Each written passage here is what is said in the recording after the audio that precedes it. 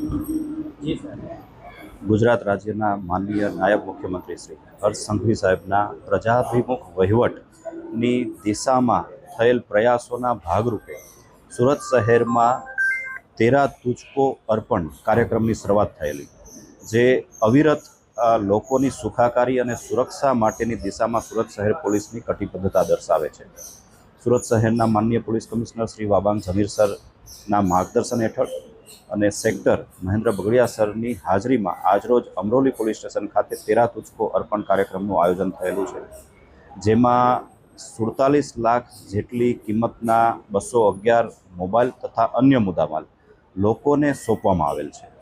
લોકોએ પોલીસ પર ભરોસો કરી અને પોતાના પ્રશ્ન, મોબાઈલ જેવી ચીજવસ્તુ ખોવાયા કે ચોરાયા અંગેની રજૂઆત પોલીસ સુધી પહોંચાડી અને તેમની અપેક્ષામાં ખરા ઉતારવા માટે